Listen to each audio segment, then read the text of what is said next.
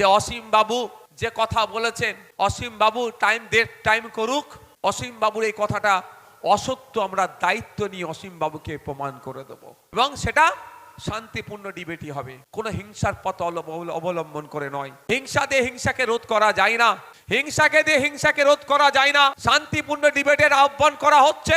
আসুন, আপনি যদি মনে করেন যে এটা আপনি যেটা বলেছেন বা এর সপক্ষে যুক্তি দিতে চান, আমরাও প্রমাণ করে দেব যে আপনি এটা বিভ্রান্ত ছড়াচ্ছেন, তার প্রমাণ আমি করে দেব। আমি শুধু এতটুকুই বলতে চাই, এখানে অনেক মাদ্রাসা পড়ুয়া ছেলে আছেন, জেনারেল এডুকেশন যারা নিচ্ছেন তারাও আছেন। এতটুকু শুধু বলতে চাই, কোরআন শরীফের যে আয়াতগুলো আছে, যে আয়াতগুলো নাজিল হয়েছে, অবতীর্ণ হয়েছে, 1 বছর ধরে নয়, দীর্ঘ বছর ধরে 30 পারা কোরআন শরীফ নাজিল হয়েছে। কখন হয়েছে, কিভাবে হয়েছে, কোন পরিপ্রেক্ষিতে হয়েছে, কোন পারপাসে হয়েছে, আলাদা আলাদা করে উল্লেখ আছে। সেটাকে আমরা যদি ইসলামিক এডুকেশনের মাধ্যমে বলি, ওটাকে বলা হয় শানে নজুল। কেন নাজেল হয়েছে, আমি চলতি ভাষায় বলি, এইটা আয়াতটা কেন নাজেল হয়েছে তার পিছনে ব্যাখ্যা আছে।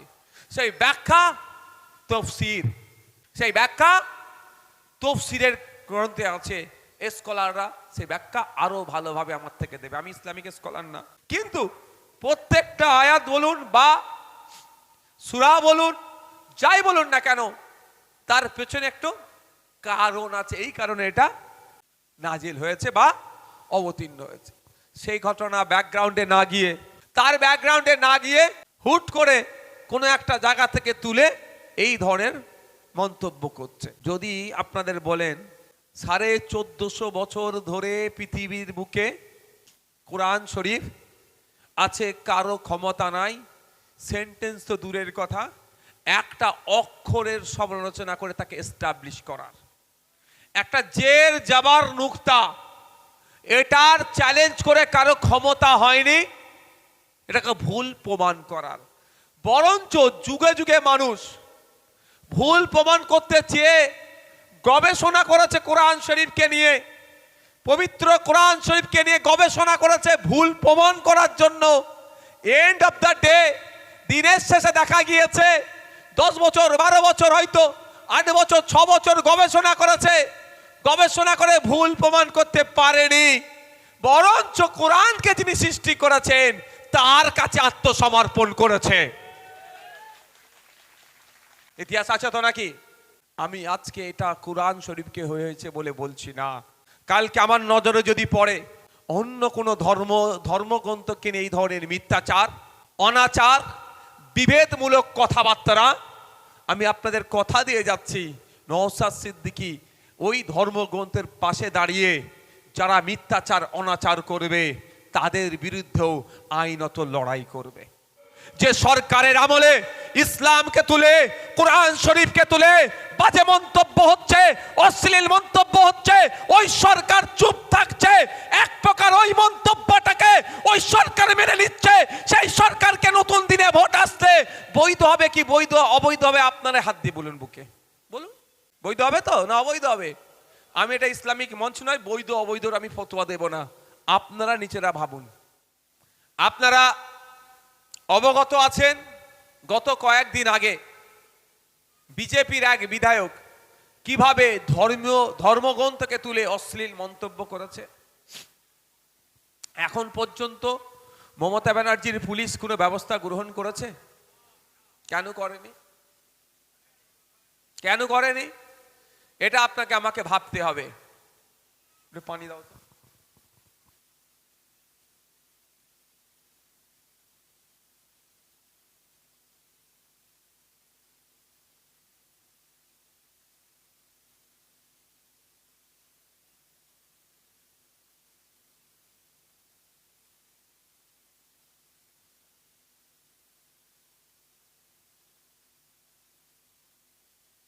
হ্যালো, আচ্ছা আপনারা বলুন, বসিরহাটের উত্তরের মানুষ, আপনারা তৃণমূলকে ভোট দিয়ে জিতিয়েছেন তো?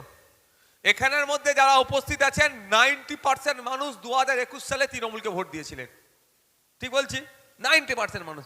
কিসের জন্য? বিজেপি সাম্প্রদায়িক শক্তি ওকে আটকানোর জন্য। এই কারণ তো, তাছাড়া কোনো কারণ নাই। এবার বলুন, ভোট দিয়ে আপনার ভোটটা বিফলে গেল না সঠিক কাজে লাগলো? বিজেপিকে আটকাতে পেরেছেন? হয়তো সংখ্যার জোরে বিজেপিকে আটকাতে পারেননি, কিন্তু বিজেপির প্রত্যেকটা কার্যকলাপ পশ্চিমবাংলার মাটিতে হচ্ছে। মব লিঞ্চিং, দলিতদের উপরে অত্যাচার, আদিবাসীর অধিকার হনন, পিছড়ে বর্গের উপরে অত্যাচার, মতুয়াদেরকে নাগরিকত্ব নিয়ে নাটক হচ্ছে, নমশূদ্রদের অধিকারকে কেড়ে নিচ্ছে, মুসলমানের উপর অত্যাচার হচ্ছে, ইসলাম ধর্মকে নিয়ে ছেড়কার হচ্ছে, কোরআন শরীফকে নিয়ে বাজে মন্তব্য হচ্ছে। হয়তো আপনি সংখ্যার বিচারে বিজেপিকে আটকেছেন, কিন্তু কাজকর্মে বিজেপিকে আপনি আটকাতে পারেননি। মমতা ব্যানার্জি আরো সুযোগ দিচ্ছে। অসীম সরকার মশাই যে বক্তব্য দিয়েছে, সেই বক্তব্যে একটা জিনিস স্পষ্ট, যে দুই ধর্মের মানুষের মধ্যে দাঙ্গা যে কোনো টাইম লাগিয়ে যেতে পারে। ওর বক্তব্যতে সমাজে বিশৃঙ্খলা হতে পারে, হিংসা ছড়াতে পারে, খুনোখুনি হতে পারে, মারামারি হতে পারে, এক কথায় অস্থির পরিবেশ বাংলায় তৈরি হতে পারে। যে মন্তব্য করেছেন সেই মন্তব্য অফেন্সিভ মন্তব্য। আমি কয়েকদিন পরে কিন্তু এফআইআর অভিযোগটা করেছি, কিন্তু প্রশ্ন এখানে, মমতা ব্যানার্জি কি এই মন্তব্যটা তার কানে পৌঁছায়নি, বা তার পুলিশের কানে কি পৌঁছায়নি? খোঁজ নিয়ে দেখুন আপনারা। এই মন্তব্য মমতা ব্যানার্জির কাছে পৌঁছেছে, তার পুলিশের কাছে পৌঁছালেও কোনো ব্যবস্থা গ্রহণ করেনি। কিন্তু আপনাদের জানিয়ে রেখে যাই, শুধু অভিযোগ করলেই পুলিশ ব্যবস্থা গ্রহণ করবে এই ধরনের ব্যাপার নয়। পুলিশও সুমোটো নিজে থেকেও অভিযোগ দায়ের করার ক্ষমতা পুলিশের আছে। তা সেটা প্রয়োগ করলো না কেন? আব্বাস সিদ্দিকী, তারপরে অ্যাটাক হয়েছিল ক্যানিং পূর্বে, ওই নোটোরিয়াস ক্রিমিনালটা অ্যাটাক করেছিল। সেই জন্য বসিরহাটের মানুষ রাস্তায় নেমে গণতান্ত্রিক পদ্ধতিতে প্রতিবাদ করেছিল, রাজ্যের মানুষ প্রতিবাদ করেছিল। অনেকের নামে এই মমতা ব্যানার্জি মিথ্যা মামলা করে রেখেছে, মনে আছে আপনাদের? আপনারা প্রতিবাদ করেছেন, অনেকের নামে নোটিশ পাঠিয়েছে। তাও কি অ্যাটাক হয়েছিল বলে আমাদের লিডার, তার বিরুদ্ধে আমরা রাস্তায় নেমেছিলাম। আর এখানে মমতা ব্যানার্জি কি ভুলে যাচ্ছেন? তার কানে কি যাচ্ছে না? না না জানার ভান করছেন, না না দেখার ভান করছেন, যে এমন এক কথা বলেছে ইসলাম ধর্মের অনুসারীদের বুকে আঘাত দিয়েছে, শুধু নয় সংবিধানকেও আঘাত দিয়েছে। সংবিধান যেখানে বাক স্বাধীনতার কথা বললেও এই ধরনের কারো ধর্ম, কোনো বর্ণ, কোনো জাত যে আক্রান্ত হতে পারে, বিভেদ তৈরি হতে পারে, হিংসা ছড়াতে পারে, এই ধরনের বাক স্বাধীনতা কোনোদিন সংবিধান দেয়নি।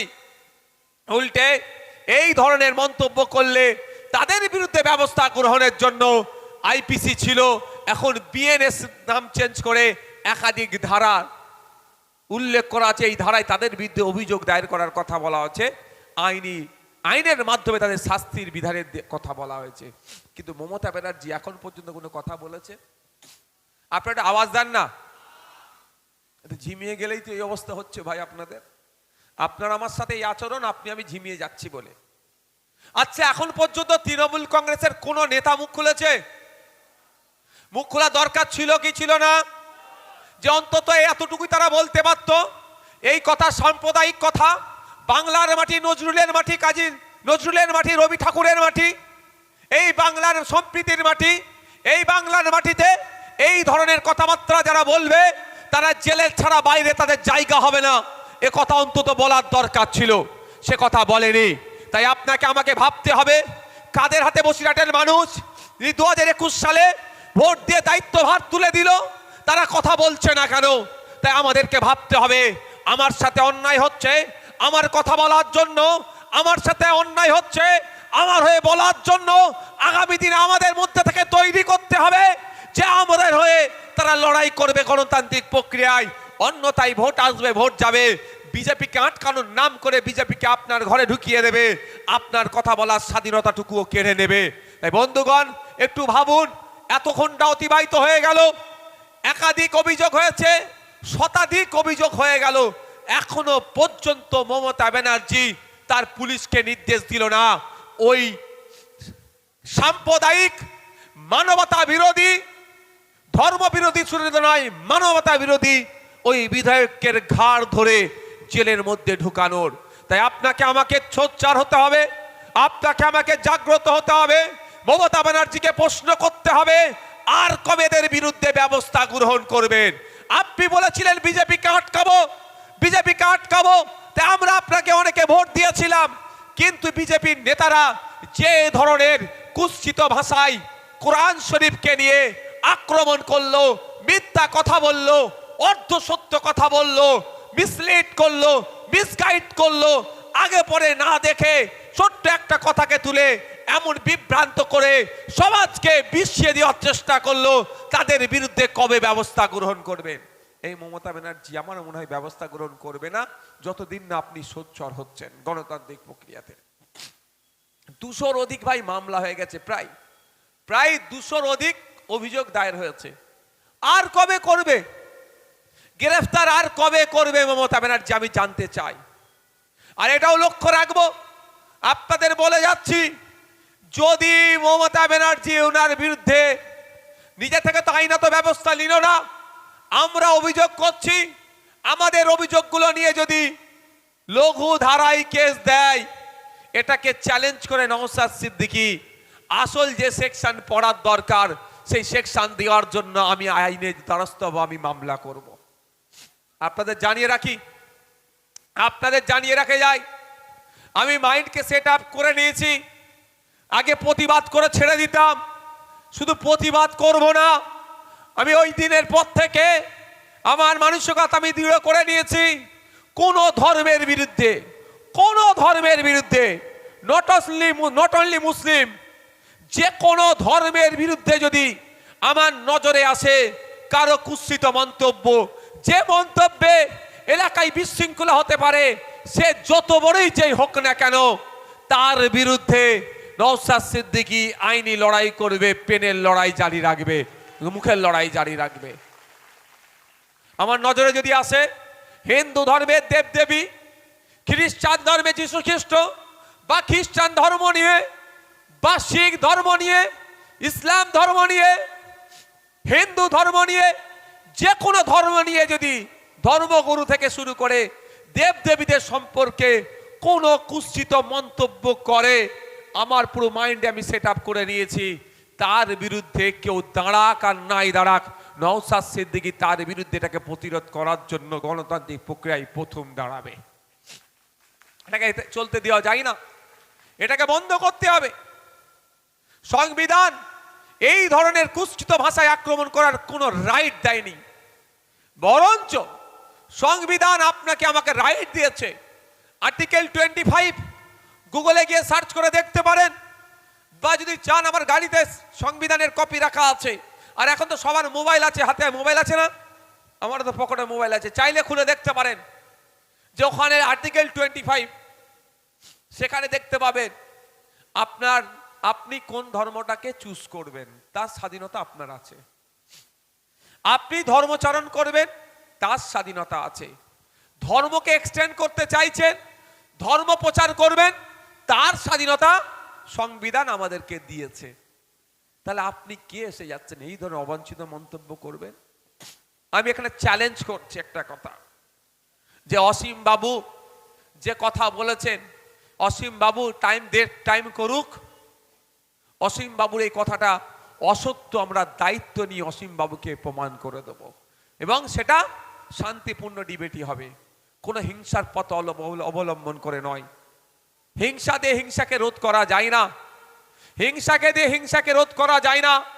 শান্তিপূর্ণ ডিবেটের আহ্বান করা হচ্ছে। আসুন, আপনি যদি মনে করেন যে এটা আপনি যেটা বলেছেন বা এর সপক্ষে যুক্তি দিতে চান, আমরাও প্রমাণ করে দেব যে আপনি এটা বিভ্রান্ত ছড়াচ্ছেন, তার প্রমাণ আমি করে দেব। আপনারা যারা, আমি বিস্তারিত ব্যাখ্যা এখন যাচ্ছি না, আমি শুধু এতটুকুই বলতে চাই, এখানে অনেক মাদ্রাসা পড়ুয়া ছেলে আছেন, জেনারেল এডুকেশন যারা নিচ্ছেন তারাও আছেন। এতটুকু শুধু বলতে চাই, কোরআন শরীফের যে আয়াতগুলো আছে, যে আয়াতগুলো নাজিল হয়েছে, অবতীর্ণ হয়েছে 1 বছর ধরে নয়, দীর্ঘ বছর ধরে 30 পারা কোরআন শরীফ নাজিল হয়েছে। কখন হয়েছে, কিভাবে হয়েছে, কোন পরিপ্রেক্ষিতে হয়েছে, কোন পারপাসে হয়েছে, আলাদা আলাদা করে উল্লেখ আছে। সেটাকে আমরা যদি ইসলামিক এডুকেশনের মাধ্যমে বলি, ওটাকে বলা হয় শানে নজুল। কেন নাজেল হয়েছে, আমি যদি আমি চলতি ভাষায় বলি, এইটা আয়াতটা কেন নাজেল হয়েছে তার পিছনে ব্যাখ্যা আছে। সেই ব্যাখ্যা তাফসীর, সেই ব্যাখ্যা তাফসীরের গ্রন্থে আছে। স্কলাররা সেই ব্যাখ্যা আরো ভালোভাবে আমার থেকে দেবে, আমি ইসলামিক স্কলার না, দেবে। কিন্তু প্রত্যেকটা আয়াত বলুন বা সূরা বলুন, যাই বলুন না কেন, তার পেছনে একটু কারণ আছে। এই কারণে এটা নাজিল হয়েছে বা অবতীর্ণ হয়েছে। সেই ঘটনা ব্যাকগ্রাউন্ডে না গিয়ে, বাইরে বন্ধ করে দিয়েছো তো, কটা বাজে? আচ্ছা, বাইরের মাইক বন্ধ করে দিয়েছো। তার ব্যাকগ্রাউন্ডে না গিয়ে হুট করে কোনো একটা জায়গা থেকে তুলে এই ধরনের মন্তব্য করছে। যদি আপনাদের বলেন 1450 বছর ধরে পৃথিবীর বুকে কোরআন শরীফ আছে, কারো ক্ষমতা নাই, সেন্টেন্স তো দূরের কথা, একটা অক্ষরের সমালোচনা করে তাকে এস্টাবলিশ করার, একটা জের জাবার নুক্তা, এটার চ্যালেঞ্জ করে কারো ক্ষমতা হয়নি এটাকে ভুল প্রমাণ করার। বরঞ্চ যুগে যুগে মানুষ ভুল প্রমাণ করতে চেয়ে গবেষণা করেছে কোরআন শরীফকে নিয়ে, পবিত্র কোরআন শরীফকে নিয়ে গবেষণা করেছে ভুল প্রমাণ করার জন্য। এন্ড অফ দ্য ডে, দিনের শেষে দেখা গিয়েছে 10 বছর 12 বছর, হয়তো 8 বছর 6 বছর গবেষণা করেছে, গবেষণা করে ভুল প্রমাণ করতে পারেনি। বরঞ্চ কোরআনকে যিনি সৃষ্টি করেছেন তার কাছে আত্মসমর্পণ করেছে। ইতিহাস আছে তো নাকি? আমি আজকে এটা কোরআন শরীফকে হয়েছে বলে বলছি না, কালকে আমার নজরে যদি পড়ে অন্য কোনো ধর্মগ্রন্থকে নিয়ে এই ধরনের মিথ্যাচার, অনাচার, বিভেদমূলক কথাবার্তা, আমি আপনাদের কথা দিয়ে যাচ্ছি, নওশাদ সিদ্দিকী ওই ধর্মগ্রন্থের পাশে দাঁড়িয়ে যারা মিথ্যাচার অনাচার করবে তাদের বিরুদ্ধেও আইনত লড়াই করবে। আমি আমার স্পষ্ট বার্তা, আমি মুসলমান, আমি কোরআন শরীফ আমার ধর্মগ্রন্থ বলে মানি। হিন্দু সমাজের মানুষের কাছে গীতা আরো ধর্মগ্রন্থ আছে, তারা মানে। কিন্তু আমি জোর করে তাকে কোরআন শরীফ চাপিয়ে দিতে পারি না, সেও জোর করে আমার মাথায় গীতা চাপিয়ে দিতে পারে না। কিন্তু একে অপরকে রেসপেক্ট করতে হবে, একে অপরকে সম্মান দিতে হবে। ওটা তার ধর্মগ্রন্থ, এটা আপনার ধর্মগ্রন্থ, দুটোকেই সম্মান দিতে হবে, তাহলে প্রকৃত ধার্মিকের পরিচয় হবে। আপনি যদি কোরআন শরীফ মানছেন, অন্য ধর্মগ্রন্থকে নিয়ে খিল্লি করছেন, কোরআন শরীফ আপনার সঠিক মানা হচ্ছে না। আপনি কোরআন শরীফ যদি সঠিক মানেন, কোরআন শরীফের মধ্যেই উল্লেখ আছে নিজের ধর্মকে পালন করো, অপর ধর্মকে রেসপেক্ট করো। প্রকৃত যদি কোরআন শরীফ মাননেওয়ালা আপনি হন, আপনার কাজ হবে নিজের ধর্মকে পালন করবেন, অপরের ধর্মকে রেসপেক্ট করবেন। ঠিক একইভাবে আমি গীতা পড়িনি, বাইবেল আমি পড়িনি, বা অন্য কোনো ধর্মগ্রন্থ আমি পড়িনি, আমার এটা প্রত্যেক ধর্মে বলে শান্তির কথা, নিশ্চিতভাবে হয়তো সেন্টেন্সের অন্য কোনো ভাবে দিয়ে সেখানেও বলা আছে, থাকতে পারে, আমি পড়িনি বলতে পারবো না। অন্য ধর্ম সম্পর্কে কোনো কুকথা বলতে পারমিট করে না। তাই বন্ধুগণ, আমি আবারও ফিরে আসছি মেন জায়গাতে। তাহলে আপনার ওপরে অত্যাচার হলো, আপনার কোরআন শরীফকে নিয়ে বাজে মন্তব্য হলো, আপনার কোরআন শরীফকে নিয়ে ছেড়খাড় হলো এবং সে অশ্লীল ভাষা প্রয়োগ করলো, এটার সমাধান কিভাবে হবে বলে? আপনি ঘিরে উনাকে করবেন নাকি? এটা সমাধান? এটা সমাধান নয়।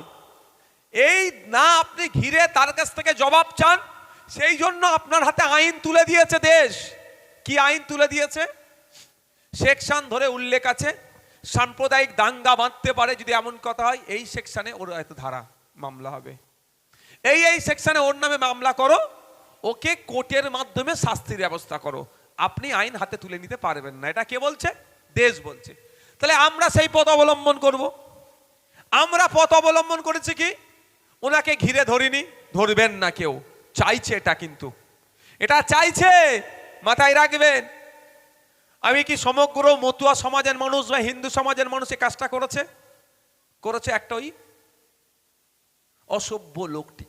আমি অসভ্য লোকই বলবো, সভ্য মানুষের মুখে কথা হয় না, সভ্য মানুষের কথা বলতে পারে না কোনোদিন। তাহলে আমরা কি করলাম?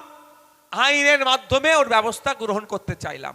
এই আইনের মাধ্যমে আমরা তো ব্যবস্থা গ্রহণ করতে চাইছি, কিন্তু এই আইনে আমরা তো ফার্স্ট স্টেপ গিয়েছি, সেকেন্ড থার্ড স্টেপটা কার নেওয়ার দরকার? প্রথম থেকে সরকারের নেওয়া দরকার ছিল, সরকার নেয়নি, ঘুমাচ্ছে।